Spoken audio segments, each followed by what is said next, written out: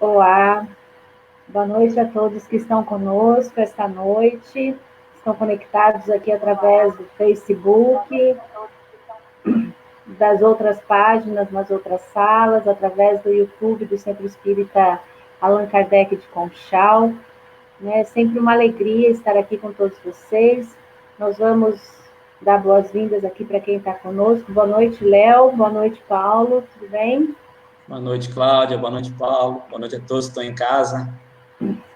Boa noite, Claudinha. Boa noite, Léo, querido. Boa noite a todos de casa, aos amigos. Boa noite, Matheus de Oliveira. Boa noite, Dalvani.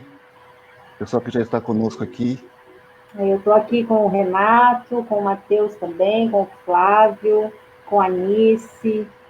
Nós estamos aqui com o Francisco. Boa noite a todos vocês que estão nos acompanhando. E você, Léo, o pessoal que está contigo?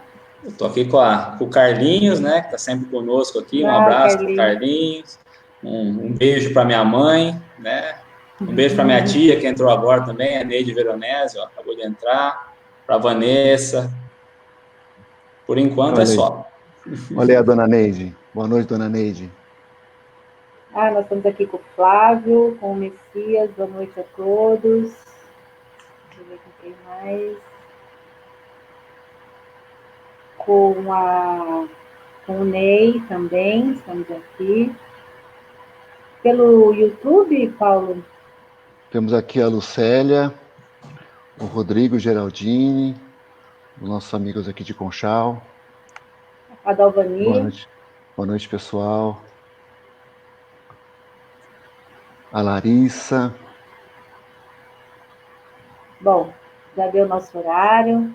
Então, uma boa noite novamente a todos que nos acompanham através dessa live, por diversas salas aqui no Facebook, que estão sempre aqui nos acompanhando todas as semanas, nesse bate-papo alegre, descontraído, com amigos queridos que fazem parte aqui da nossa regional Rio Claro, que é o Paulo de Conchal, que é presidente também da USE de Araras, e é presidente do Centro Espírita Allan Kardec de Conchal. Nós estamos com o Leonardo de Limeira, que é presidente da Casa Espírita também, Luz e Caridade, certo, Paulo? Ou Léo? Certo. Isso. E participa também da diretoria da USE de Limeira. E com todos vocês que nos acompanham toda semana. É sempre muito bom poder compartilhar com vocês os estudos da doutrina espírita que nós fazemos. E como sempre eu falo nas terças-feiras, quando nos encontramos, temos a liberdade, né? Nos permitimos colocar aqui para vocês e para nós os nossos pensamentos, refletir para que vocês também pensem à vontade, coloquem aqui para nós as suas ideias sobre o capítulo de hoje, para que juntos nós possamos aprender mais sobre o Evangelho de Jesus, codificado por Allan Kardec. Então, participem com comentários, com reflexões, com talvez perguntas, que será sempre muito bem-vindo. Então, eu convido o Paulo para fazer a prece para a gente estar se harmonizando. Por favor, Paulo. Obrigado. Então, convido a todos a fecharem os olhos para que nós possamos sintonizarmos com o mais alto, possamos elevar os nossos pensamentos a Deus, que é Pai de todos nós, a Jesus, nosso Mestre amado, nosso guia, nosso modelo, nosso irmão maior, a todos os amigos espirituais e benfeitores, nossos anjos guardiões. Rogamos, Senhor, que nesses dias tão tumultuosos, tão aflitivos, tão difíceis, que a nossa humanidade terrestre tem vivido, que possamos buscar a Ti, como este capítulo do Evangelho segundo o Espiritismo nos sugere, que busquemos, que peçamos, que batamos a Tua porta, Senhor. E certamente seremos atendidos a partir do momento que a nossa busca, que o nosso pedido seja justo, seja nobre, e dessa forma possamos ter os nossos corações acalentados, confortados, consolados. Jesus, vós que nos dissestes: vinde a mim todos vós que estáis aflitos e sobrecarregados, e eu vos aliviarei. Te rogamos, Senhor, alivia-nos a todos nós neste momento, em que a humanidade passa por um momento de transição, de mudança, de renovação. Que todos nós possamos estar imbuídos dessa vontade, desse desejo de te buscar, de buscar ao Pai. E certamente encontraremos. Que assim seja. Caiu uma pena aqui, vocês viram, né? Eu escutei. Bom, o Edson Assunção está com a gente, a Ângela, a Andressa, sejam todos bem-vindos, viu, pessoal? A gente vai estar dando início agora. E o tema de hoje está no capítulo 25, Buscai e Achareis. E nesse capítulo, Kardec ele vai trabalhar os temas: ajuda-te a ti mesmo, que o céu te ajudará. Observai os pássaros do céu, e não vos afadigueis pela posse do outro. E é interessante, antes de nós começarmos a leitura do versículo, é interessante que este capítulo é um dos mais curtos do Evangelho. Eu não sei se vocês notaram, ele não tem a instrução dos Espíritos, porque eu penso que esse é um trabalho nosso. Nós é que temos que buscar e achar, né? É um capítulo extremamente pequeno e é um dos menores capítulos do Evangelho que não tem as instruções dos Espíritos. E é interessante que aí eu fui pesquisar por que não tem. E aí eu descobri que quando Kardec publicou a primeira edição do Evangelho, ele separou as máximas, né, terminando com as preces, e aí ele fez um capítulo final, depois das preces, que tinha ali as análises de algumas máximas gerais, como a estranha moral, e entre outras. E ele faz comentários, né, comentários do próprio codificador. E na terceira edição, o que ele faz? Ele pega esse último capítulo que tinha na primeira edição e traz para dentro do corpo do Evangelho. Ele estende o capítulo um pouco mais, e é por isso que a gente vê aí capítulos como esse, sem instrução. Porque originalmente ele fazia parte da interpretação de Kardec sobre esses versículos que estavam lá no final da primeira edição. E, na verdade, o capítulo ele traz somente 3 itens. E nós iniciamos a leitura aqui do versículo que inspirou Kardec a mostrar a estrutura desse capítulo. Esse versículo está em Mateus. E começa assim o capítulo 25. Ajuda-te a ti mesmo, que o céu te ajudará. Pedi e se vos dará. Buscai e achareis. Batei a porta e se vos abrirá. Porquanto, quem pede, recebe, quem procura, acha, e aquele que bate a porta, abrir-se-á. Qual homem dentre vós que dá uma pedra ao filho que lhe pede pão? Ou se pedir um peixe, dar-lhe-á uma serpente? Ora, se sendo maus como sois, sabeis dar boas coisas aos vossos filhos, não é lógico que, com mais forte razão, vosso Pai que estás no céu, dê os bens verdadeiros ao que vos lhe pedirem? Essa passagem está em Mateus, capítulo 7. E aí tem o item 2, que ele diz assim: do ponto de vista terreno, a máxima, buscai e achareis, é análoga a esta outra, ajuda-te a ti mesmo, que o céu te ajudará. É o princípio da lei do trabalho e, por conseguinte, da lei do progresso. Porquanto o progresso é o filho do trabalho, visto que este põe em ação as forças da inteligência. Na infância da humanidade, o homem só aplica a inteligência à cata do alimento, dos meios de se preservar da intempéries e de se defender dos seus inimigos.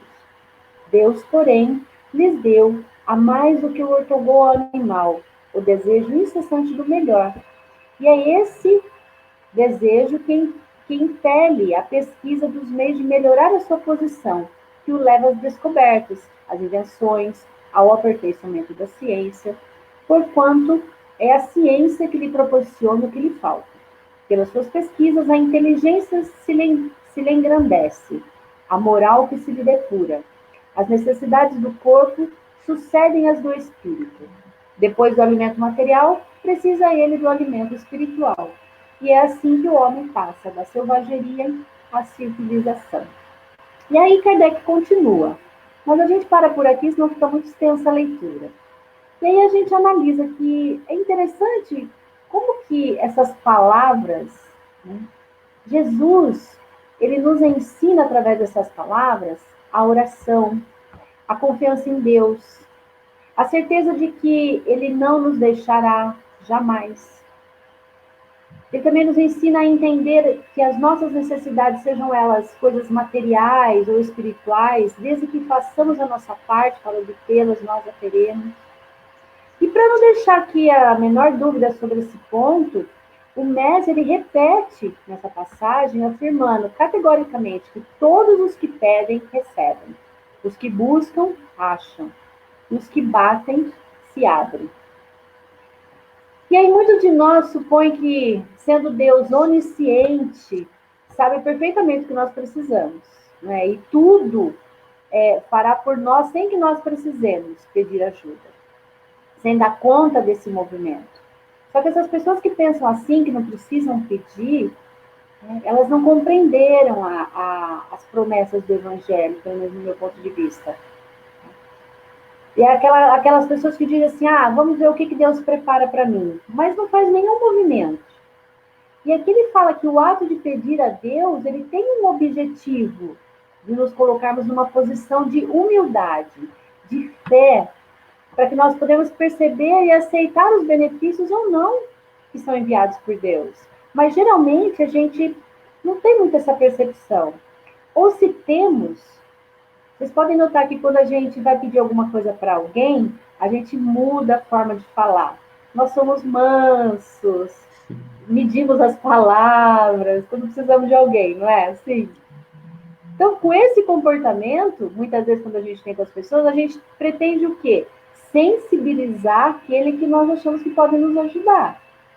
Fazemos aquela cara de cachorro quando cai do caminhão, né? E com Deus não é diferente. Nós temos que assumir essa mesma postura, mas com a diferença de que nós devemos ser verdadeiros, ter a humildade, porque Deus não engana com as nossas aparências. Não adianta fingir, tem que ser com humildade. E outra diferença é que Deus jamais nos dá algo que nos traga prejuízo. Por isso não basta pedir, né, para ter a certeza de que nós vamos receber. Quantas vezes nós falamos e ouvimos falar por aí, né? Pedi tanto a Deus e não recebi resposta. As nossas preces não foram atendidas. Aí a gente pode perguntar, será que o que você pediu realmente vai te trazer algum benefício? Será que não seria egoísmo nós pensarmos que nós merecemos sermos atendidos naquele momento? Nós sabemos que Deus não dá privilégio nenhum. Ele é justo. Então, temos que pensar o que nós estamos pedindo para Deus, de que forma nós estamos pedindo para Deus. Né, Leonardo? Eu acho que eu estou pedindo errado, viu? Eu não sabia que tinha que mudar um pouquinho o tom de voz. Eu sabia que tinha alguma coisa errada. Por isso tem que ser mais humilde. Entendi. Estava errado.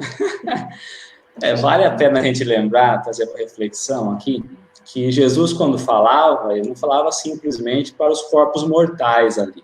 Ele falava para os espíritos imortais que habitavam os corpos, né? Para o ser integral, para o homem integral ali. E muitas vezes o conhecimento que ele passava, o aprendizado, não era um conhecimento para aquele momento, mas ficava gravado no indivíduo aquele conhecimento. Está funcionando hoje, não está gravando não, né? Está travando um pouquinho. Travou? Um pouquinho. Bom, E aí nós vamos entender nessa passagem a trilogia de Jesus, né? O pedir, o buscar e o bater. O pedir, porque muitas vezes nós não sabemos o que nós pedimos, né? O buscar, porque precisamos ter a vontade de querer buscar algo. E o bater no sentido de agir, porque nós não recebemos nada de graça, é preciso buscar. E ali é um convite que Jesus nos faz justamente para o progresso, através do trabalho. Então, é a lei do trabalho e a lei do progresso, trabalhando para que nós possamos avançar, evoluir. E nós não podemos, então, cruzar os nossos braços, porque nós vamos, o nosso trabalho, o nosso crescimento vai ser de acordo com o que nós fizemos, com as nossas obras. E Deus, em momento algum, nos disse que nós não iríamos trabalhar. Ele vem mostrar o caminho que nós temos que perseguir, porque se nós não trabalhássemos, né, na questão do corpo, nós teríamos talvez nossos membros ali diminuídos, né, e nós não trabalhássemos o pensamento, o intelecto, nós talvez teríamos também ali mantido e ficado no estágio infantil. E não é isso que Deus vai nos propor. Ele nos mostra a necessidade do trabalho, é o compreender no momento certo, é o despertar. Você acha, Paulo? Perfeito. Eu sempre gosto de ter um olhar um pouquinho recuado, assim, no sentido em que tirar da onde está vindo essa citação, né? A Claudinha, na leitura, ela citou que isso está contido no capítulo 7 de Mateus, né? E é conteúdo do Sermão da Montanha. E é interessante a gente observar que no Sermão da Montanha, Jesus, mais ou menos, ele faz uma divisão dos capítulos, porque o Sermão da Montanha ele se estende do capítulo 5 ao capítulo 7 de Mateus, 5, 6 e 7. No capítulo 5, Jesus fala para os simples, para aqueles que estavam ávidos de uma palavra, de um consolo, de um conforto. No capítulo 6, ele vai falar para aqueles que têm alguma coisa, que têm posses. Então, ele vai fazer algumas correções da lei. A gente citou isso outro dia. E no capítulo 7, ele vai falar para os religiosos. E aí que entra essa parte do pedir e se vos dará, do buscai e achareis, do batei e abrir-se-vos-á. E é interessante também, como você estava dizendo, Léo, que isso é um contínuo e é uma construção. Você vai numa sequência. Então eu imagino assim, é alguém que está sentado pedindo. Depois é alguém que se põe em exercício, põe a caminho e aí está buscando. E ao buscar, ele encontra. E aí ele encontra uma porta e bate. Então a gente ouve Jesus dizer, buscai a porta estreita. E ele diz, eu sou o caminho, a verdade e a vida. Ou eu sou o caminho da verdade e da vida. Então, é essa construção, é essa sequência em que a gente se coloca em movimento, em busca. Vamos lembrar de novo, em outra situação aqui, Jesus coloca o verbo no imperativo. Pedi, buscai, batei. Ou seja, é como se ele nos recomendasse, haja, faz alguma coisa, busque, não simplesmente aguarde. Né? Que embora Deus seja... Ajuda-te, né? Ajuda-te. E o céu te ajudará. Quer dizer, faz a tua parte pelo amor de Deus, faz alguma coisa, não fica só aguardando. Não é? E no campo do pedir, né, a Claudinha colocou muito bem essa situação em que nós temos que nos colocar em atitude de humildade. Porque Deus é onisciente, é onipresente, é onitudo. Então, por que eu vou pedir? Demonstra humildade. Só que a gente Paulo, pede... Oi. Paulo, o César Borges está perguntando aqui na minha sala se falta foco no pedido que fazemos a ele. Acho que você já podia aproveitar e responder. Falta foco. Foco? É. Foco é bom. Eu acho engraçado uma coisa que quando eu era criança, eu ouvia dos meus pais, que era assim, criança que pede de tudo, que cada hora quer uma coisa, não sabe o que quer e não ganha nada. Né? Hoje é diferente porque as crianças ganham muito, né? Mas na minha infância não era assim. E quando você pede, um dia você quer uma coisa, outro dia você quer outra, outro dia você quer outra, o que você quer afinal? Então, às vezes falta foco. Qual é o nome dele? César. O César. Às vezes falta foco mesmo, César. Porque a gente fica sem saber o que quer e pede tanta coisa e não pede nada. Então imagina o teu filho falando assim, pai, eu quero, sei lá, um PlayStation 4. Aí ele quer e fala sempre isso. Aí você fala, bom, se o dia eu puder, eu compro. Se ele estiver merecendo, eu compro. E o merecer é importante, porque é da relação nossa com Deus também. Agora, um dia ele pede o PlayStation, um dia ele quer uma bola, outro dia ele quer, sei lá, um computador, outro dia ele quer um tablet, outro dia ele quer um celular novo, outro dia ele não quer nada. Então, às vezes, falta foco. Mas o legal do pedir é entender que o que a gente vai receber nem sempre é o que a gente pede. Porque nós pedimos o que nós quisermos. Mas não é assim, eu peço e ganho. Eu peço e, se o meu pedido for justo e sincero, eu recebo. Mas eu recebo aquilo que eu necessito. Né? Então, por exemplo, nós só vai falar assim, a gente pede paciência. Ah, Senhor, dai-me paciência. Né? Ainda mais quando a gente está junto de alguém que tem dificuldade, a gente fala, dai-me paciência. Aí Deus dá a paciência. Aí bota aquela pessoa bem difícil para conviver com você todo dia. Ou muitas vezes. Por quê? Porque paciência não se prescreve. Você não vai na farmácia, você me dá aí 3 dragens de paciência, você toma e fica paciente. Você tem que exercitar a paciência. E a gente reclama depois que pediu paciência e Deus botou a sogra para morar com a gente. É bem isso mesmo. E o interessante também, além de ter o foco, César, que está certinho, que a gente às vezes falta foco no pedido, é ter essa humildade de saber pedir. É se colocar na postura de realmente um ser pedinte. E também tem aquela situação também, tem outra categoria de pessoas, aqueles que não pedem nada a Deus. E voltando antes de falar dos que não pedem, muitas vezes quando nós pedimos alguma coisa, a gente acha que está fora do foco, mas não é que está fora do foco. Às vezes o que a gente pede, como o Paulo falou, nem sempre é o que a gente merece. Às vezes o não é o pedido que nós não fizemos, mas é o que nós merecemos.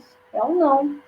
Porque muitas vezes a gente pede para Deus muitas coisas, a gente foca no mundo material. E a gente esquece que aqui nós estamos de passagem, que aqui é transitório. É necessário, faz parte, vivemos na matéria, a matéria vem o progresso, tudo isso faz parte.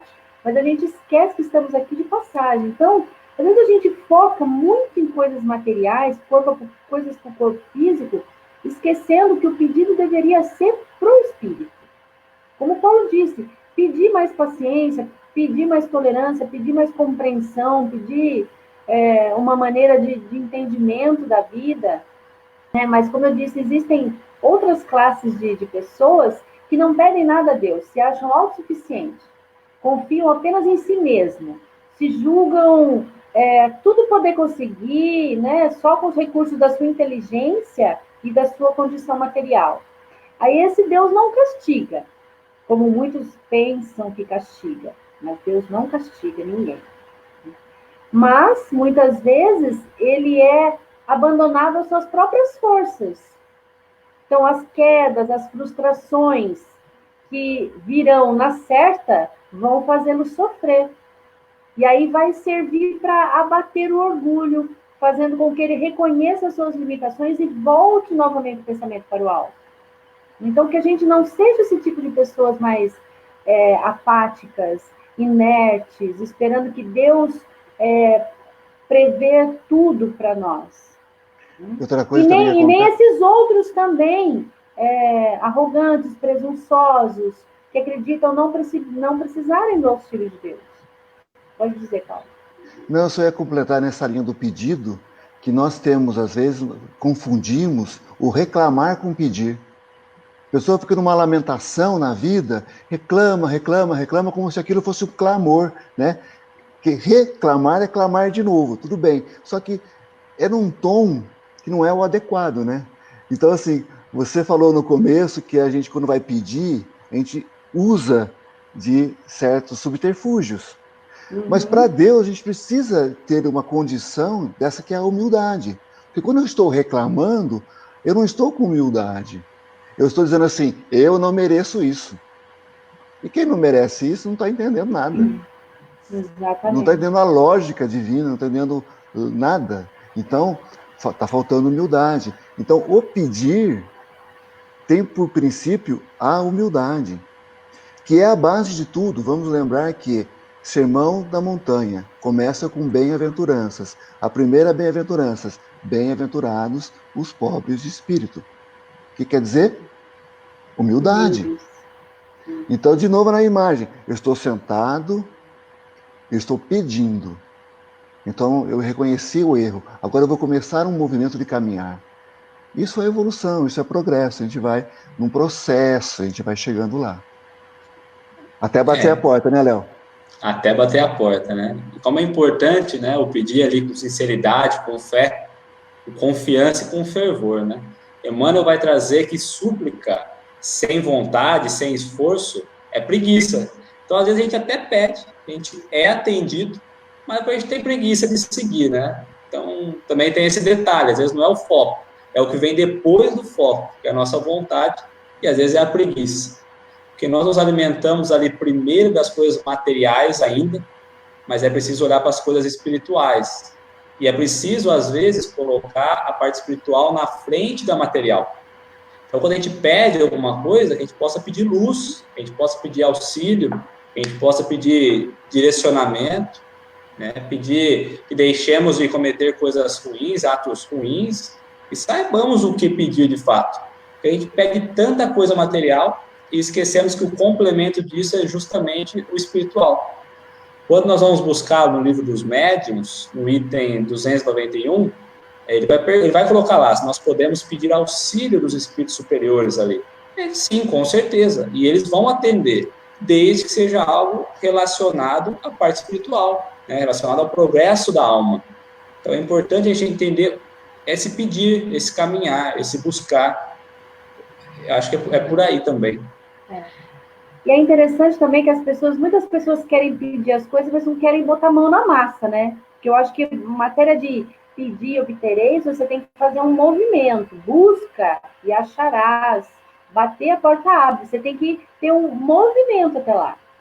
Então, em Kardec coloca também no Evangelho que se não existisse o trabalho, o homem seria um ser inútil.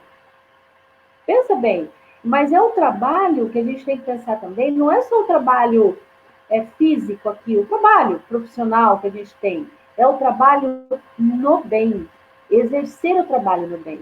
Busque achará, quer dizer, trabalha e produza.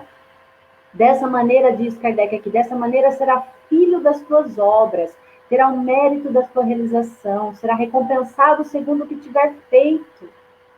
É interessante que tem uma comunicação lá no livro no Evangelho, no capítulo 11, de uma comunicação de Lázaro, que ele diz que, no ponto de partida, o homem ele veio com seus instintos, né? Mais avançado e corrompido, ele teve as sensações, e mais instruído e purificado, ele teve sentimento.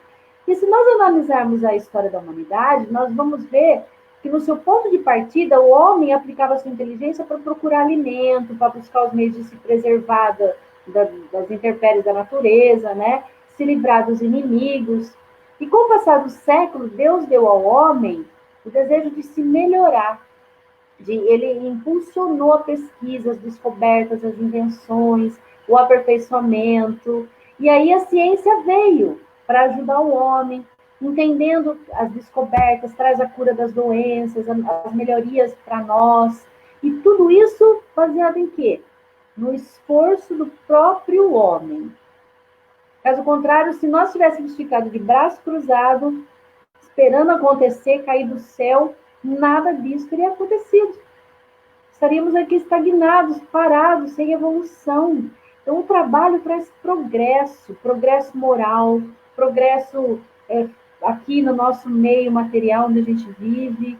Né? Então, é muito importante ir em busca. E às vezes as pessoas falam, mas eu trabalho, nunca tenho nada. A gente não pode esquecer da reencarnação, que é um processo fundamental também para as buscas, né, para as situações Porque pensa, se nós viéssemos, reencarnássemos aqui, e acabou nossa estadia aqui, a gente volta. A humanidade, ela não iria se renovar, ela não iria estar renovando. Por quê? Porque eu teria que voltar, o espírito teria que voltar e fazer tudo de novo, aprender tudo de novo. Não haveria razão aí para ter todo esse progresso se não houvesse a reencarnação. Deu para entender?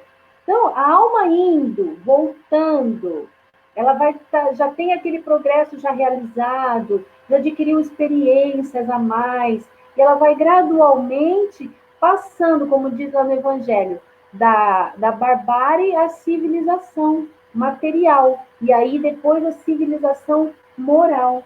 Eu acho tão interessante isso, porque tudo encaixa na reencarnação. Você queira ou não, precisa dela. É a chave do ensino, né? É um encaixe ali que é essa porta aí que eu vejo também de passagem, né? A gente tem que bater nela para você evoluir. Você tem que reencarnar, senão você não evolui. E no Evangelho nós vamos encontrar ali, né, como Kardec coloca, para olhar um pouquinho para a questão da natureza, né? E nós, tão apegados às coisas materiais, ele traz um exemplo belíssimo quando ele vai falar dos pássaros. Que o pássaro, então, nasce sem casa, sem alimento, que ele não guarda nada em celeiro, mas que o pai, a todo momento, acha uma maneira de ele se alimentar, sobreviver, se esconder da baixa temperatura.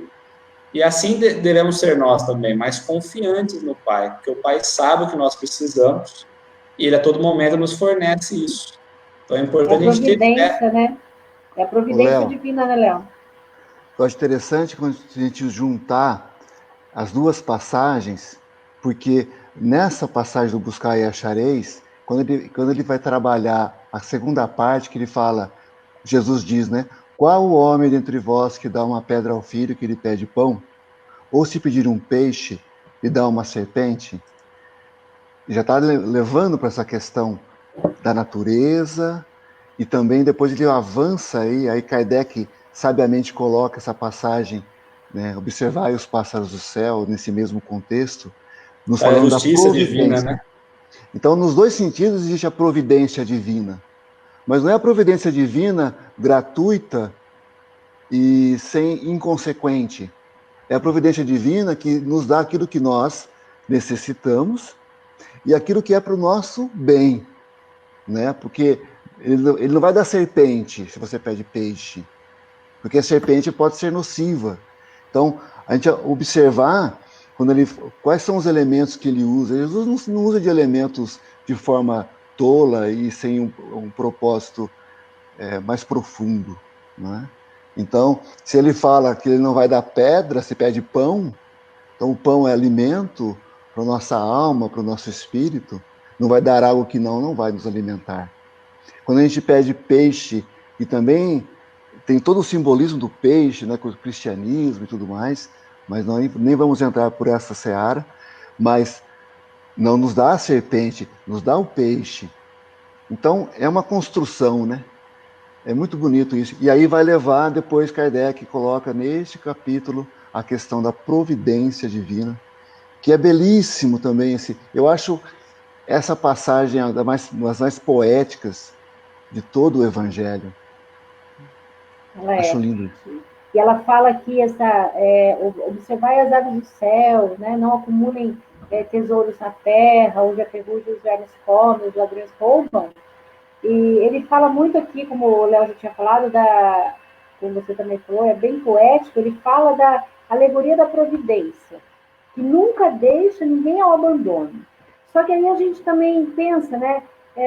Se a providência não atende os nossos auxílios materiais, muitas vezes, como eu disse, os nossos pedidos são para auxílios materiais, ela não nos atende, mas ela nos inspira as ideias para se encontrar meios de sair da dificuldade.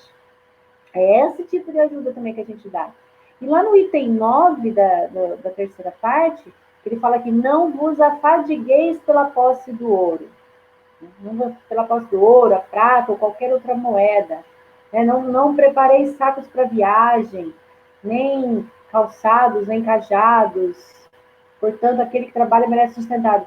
Às vezes a gente tem um discurso assim de desprendimento, que está falando aqui, né? Não já fadigueis, quer dizer, não fique ansioso por conseguir coisas. Às vezes a gente tem um discurso de desprendimento da matéria, mas como eu já disse, nós sabemos que a matéria ela faz parte da evolução, ela faz parte do progresso. Eu penso que às vezes o desafio maior que nós temos aqui não é tanto o desprendimento, é de se entregar a Deus, a essa providência divina. Porque você pode estar vivendo uma vida aí de Francisco de Assis, completamente desprendido da matéria, mas sendo incapaz de se entregar a Deus. Psicologicamente, você está aí numa estratégia de controle, controlar as pessoas, controlar os sentimentos, controlar as situações. Você se desprendeu da matéria, mas não abriu mão do controle. É disso também que ele fala aqui, dessa ansiedade de querer controlar tudo, de querer ter posse de tudo. E Jesus define tão sabiamente as coisas, ele fala, não vos afadigueis, ou seja, ele diz para não ficar ansioso, porque a ansiedade o que é? É trazer o amanhã do dia de hoje. É tentar controlar alguma coisa que você não consegue controlar. É um comportamento egóico, é um comportamento de egoísmo nosso. E aí, não sei se vocês vão falar ou não da aldeia, né, da casa, de sacudir o pó das sandálias. Fala aí, Léo. Se você quiser. Eu queria trazer um pouquinho antes, eu gosto de fazer um pouco a comparação, Deus como sendo nosso Pai e nós como sendo pais, né? E aí, entendendo um pouco esse amor de Deus por nós e as atitudes nossas com os nossos filhos. Veja que eu diferenciei o amor de Deus com atitudes nossas, porque o amor dele não se compara ao nosso amor como pais. E, às vezes, a vida nos traz dificuldades, assim como, às vezes, nós temos dificuldades na criação dos filhos, numa doença que se apresenta. E como é curada uma doença, como é tratada uma doença? É ministrando remédio. E nem sempre aquele remedinho gostoso, aquele xaropinho docinho, né? Às vezes é remédio amargo. E dá até dó, às vezes você dá ali, você vê que, nossa, dá quase uma ânsia de vômito, a dificuldade do tratamento ali. E é isso que eu entendo também da providência de Deus. Às vezes a gente olha e fala, bom, mas a justiça eu estou buscando, mas o que eu estou recebendo? Mas talvez a cura, o despertar, o florescer, vem desse ministrar o remédio. E o remédio é amargo. Mas depois desse que passa essa sensação, né, essa angústia, nós vamos então abrir para um novo campo. A gente sara, cura das chagas, das feridas. Como é importante. E aí você vai trazer a questão do bater o pó das sandálias, que vem trazer justamente ali, eu gosto muito dessa colocação, porque ele vai trazer justamente o pé como sendo a base, o que une nós, então, ao mundo, as coisas materiais. E o pó embaixo da sandália sendo nossos sentimentos, as nossas sensações diante das nossas vivências. Né? E aí eu passo um pouquinho para o Paulo aprofundar um pouquinho nisso. Eu acho interessantíssima essa questão da cura que você está dizendo, né? Para um momento como esse, pandêmico, né? Tem tudo a ver. Eu acho importante, quando você fala do remédio amargo, né? Eu lembrei aqui, óleo de rícino de bacalhau, óleo de fígado de bacalhau, algo do tipo assim, bem gostosinho de tomar, né? A gente gosta de tomar aquele xaropinho que é açucar até na tampa. Rosinha, assim, né? Rosinha, né? Mas eu queria juntar com o finalzinho desse trecho belíssimo aí que a gente estava falando, citando agora, quando Jesus fala, buscai primeiramente o reino de Deus e a sua justiça, e tudo mais vos será acrescentado. E lembrar que, no início, nós temos também um buscai lá. Ele começa a pedir, buscai, batei. Está no mesmo contexto, está no mesmo sentido, está na mesma busca. Só que a gente normalmente coloca tudo isso para fora. Então, eu pedi algo externo, é buscar algo fora, é bater algo que está fora. Mas o nosso grande trabalho é dentro. Então, quando a Claudinha falava de trabalho agora há pouco, e o quanto que às vezes o nosso trabalho material nos consome e nos afadiga e nos torna ansiosos. Nós falamos a semana passada aqui sobre o ponto de vista da vida futura, e que isso era um eixo fundamental do ensino do Cristo. Então, quando é que nós espíritas, eu faço essa pergunta para mim, não é para ninguém, é para mim. Quando é que nós espíritas vamos introjetar esse conceito em nós? E buscarmos verdadeiramente o reino de Deus e a sua justiça, e tudo mais nos será acrescentado. Mas é buscar dentro. Buscar primeiramente, quer dizer, buscar prioritariamente. Para de pensar, de se preocupar com coisas que são secundárias, que não são fundamentais, que não são terciárias. O que é essencial, o que é perene, o que é eterno. Essa é a busca que nós temos que fazer. Mas é aonde? Não é fora, é dentro. Se nós buscarmos isso, nós vamos buscar em nós o nosso propósito de vida. Quando nós encontrarmos o nosso propósito, nós vamos estar a caminho da porta para bater, e ela vai se abrir. Porque o que nos falta é propósito. A gente vive afatigado, assoberbado, buscando amelhorar essa posse, buscando trazer tesouros que as traças vão corroer, que a ferrugem vai consumir, e a gente se esquece do essencial. Não, pode falar. Nesse capítulo aí também, né, que fala, ao entrardes em qualquer cidade ou aldeia, procurar saber quem é digno de vos hospedar e ficar em casa até que parta de novo. Como eu estava dizendo antes lá do apego que a gente tem, da posse, aqui fala disso um pouco também. Ou seja, você tem que entrar, você tem que participar de alguma coisa e sair.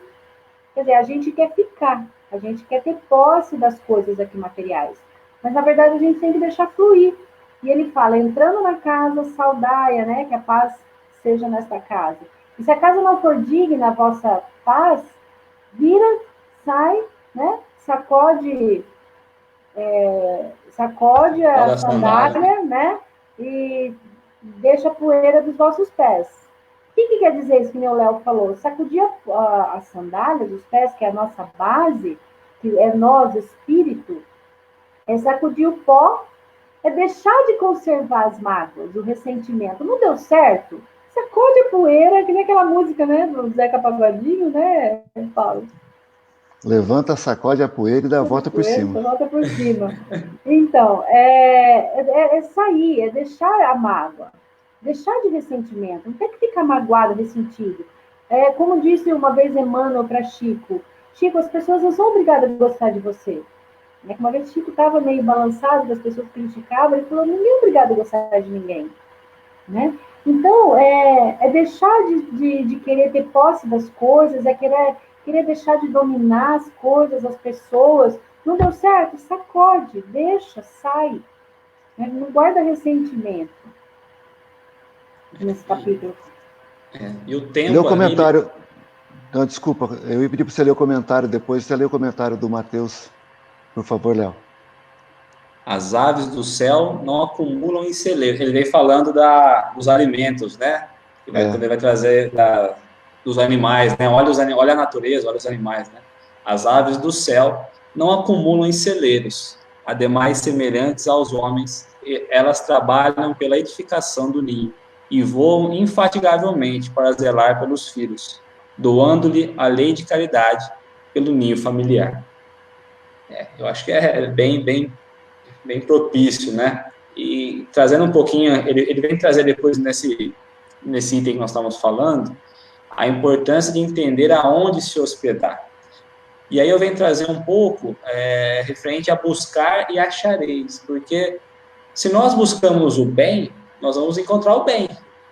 Mas nós buscamos o mal, e eu hospedar aqui, eu vou trazer também como sendo isso, às vezes nós queremos nos hospedar em lugares que não condiz com a gente, não condiz com a iluminação que nós buscamos. Então, é importante saber o que buscar, então é importante saber aonde se hospedar, aonde hospedar nossas ideias. Às vezes, é preciso, de fato, dar a volta por cima e ir embora, né? E como que o tempo, ele vai revelar ali, então, a bondade de Deus. Somente o tempo, silencioso, é que vai mostrar, porque às vezes nós achamos que não compreendemos as situações, mas mais à frente, a bondade divina nos mostra, de fato, que nos livrou, que nos trouxe, que nos beneficiou, né? Ajuda-te, né? Para que o céu possa te ajudar. Trabalhe, né? Fala aí, Paulo. Eu estava refletindo aqui, quando o Léo dizia sobre isso, que quando a gente vai, essa busca por nós mesmos, né, essa busca pelo autoconhecimento que nós temos tanto que realizar, é a busca pela nossa essência do ser, né? O que é que eu sou, né? Então, quando a gente ouve Sócrates, né, o importante é ser, porque na Grécia Antiga houve um momento em que veio Epicuro e dizia que o importante era ter. Quem tinha posse era feliz. Então ter era importante. Depois veio um outro cara que era Diógenes e dizia assim, olha, o importante é não ter nada, porque se você não tiver nada, ninguém te rouba nada, você não se preocupa com nada, tá tudo certo. Então não ter era que era bom. Então a felicidade para Epicuro era ter, para Diógenes era não ter nada, e aí Sócrates veio e falou, o importante é ser.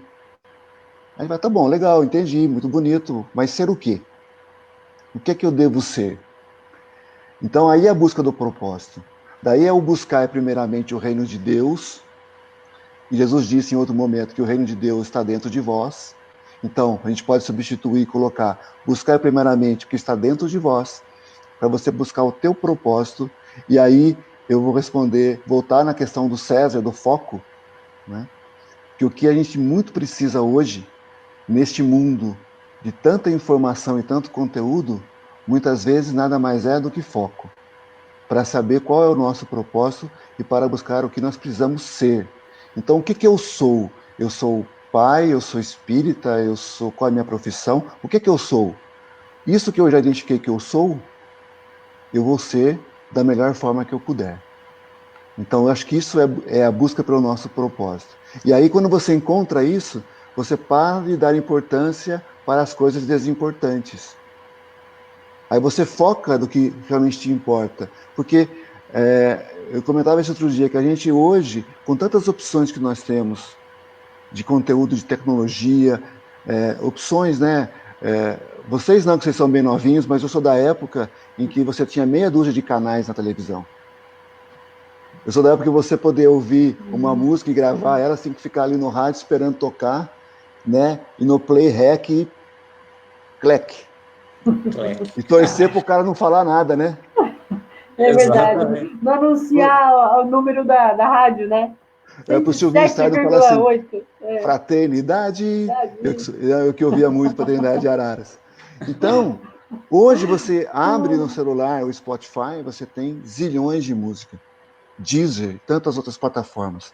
Televisão, você tem uma infinidade. YouTube, Netflix, Telecine, e você vai, e aí você se perde, não é? Então, cadê o foco?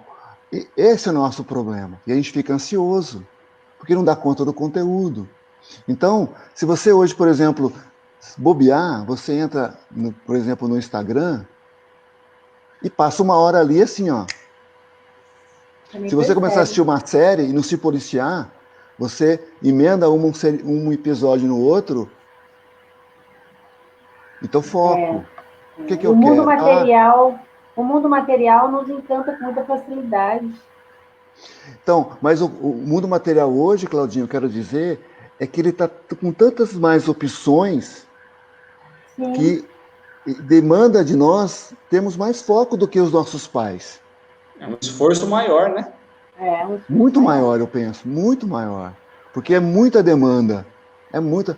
Para você pegar um livro para ler hoje, é uma força hercúlea.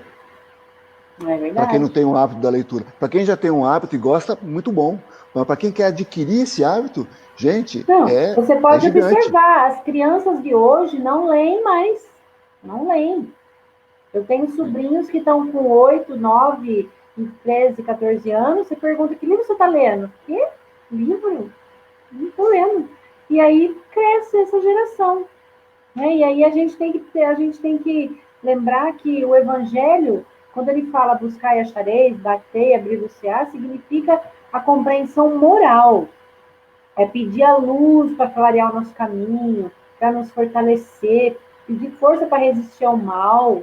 E nós vamos ter a resposta. Pedir assistência dos anjos da guarda, dos bons espíritos, eles virão nos ajudar. Pedir bons conselhos. É esse tipo de coisa que a gente tem que pedir. Não só coisas materiais, mas tudo isso a gente tem que pedir com fé, com confiança, apresentando-se com humildade, não com arrogância, né? Pedindo forças para superar as dificuldades, principalmente nesse momento que estamos aí com essa pandemia toda vivendo. Né? Temos que ter essa lembrança. E é interessante aqui, tem no livro Pão Nosso, a lição de 109, ele tem o título Três Imperativos, né, que Emmanuel nos traz aqui, que ele fala: pedir, buscar e bater, são três imperativos de recomendação de Jesus, que foram anunciadas no sentido especial para nós. E ele fala aqui que durante a nossa luta, os débitos aqui na vida terrena, é imprescindível que o homem aprenda a pedir caminhos de libertação da antiga cadeia de convenção sufocante, ou seja, aquelas coisas que nós vivemos aí, que o Paulo falou, sabe? Viver muito no mundo material, pedir também libertação dos preconceitos etéreis, das dedicações vazias e hábitos cristalizados. É necessário desejar com força e decisão a saída do escuro cipoal em que a maioria das criaturas perdeu a visão dos interesses eternos. Então, aí ele continua dizendo que logo após é imprescindível buscar, né? Então, é bem isso mesmo. E essa trilogia de Jesus reveste um significado especial no Evangelho, em todos os tempos. É atemporal isso. Quando foi que Jesus disse isso para nós? Há mais de 2020 anos. E encaixa certinho nos dias de hoje. E a gente tem que lembrar disso, que esse pedido, ele é do pedido do lado moral para nós. E como o Léo mesmo disse, pedir, buscar primeiro as coisas do céu, que todo o restante será vos acrescentado. Quando você está conectado com o bem, trabalho no bem, incessante, né? Então, é aquele trabalho incessante, não é simplesmente um trabalho. Aí você recebe as coisas materiais.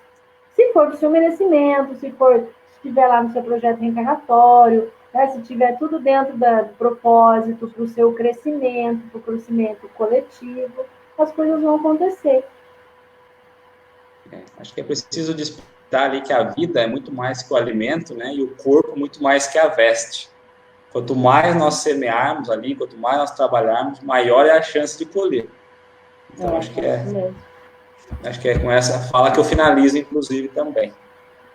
Eu gosto muito da forma como Jesus termina esse trecho. Quando ele faz, para mim, eu costumo brincar que quem sofre de ansiedade devia imprimir isso aí no A4 e botar na porta da geladeira. Olha, quando que eu vou ter que fazer assim, isso então, hein? Ele fala... Vai piorar, Paulo. Vai piorar, Paulo, não faz isso não. Não vos inquieteis com o dia de amanhã, porque amanhã basta o seu mal. Mas o problema é o dia de hoje ainda. Né?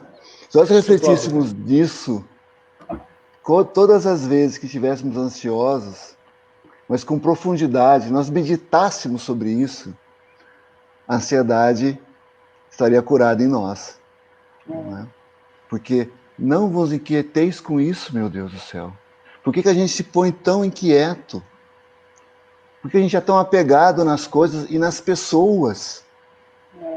Porque a nossa inquietação tem muito a ver com apego. Com aquilo que a gente não quer largar, a gente quer controlar, a gente quer que dá certo, que não pode fugir da forma como a gente idealizou, imaginou.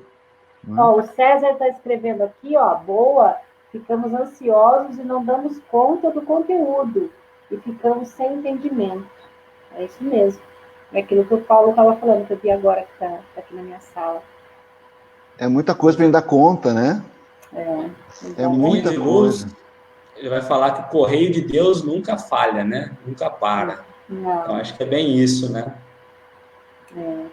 Que a gente possa ter esse entendimento, né?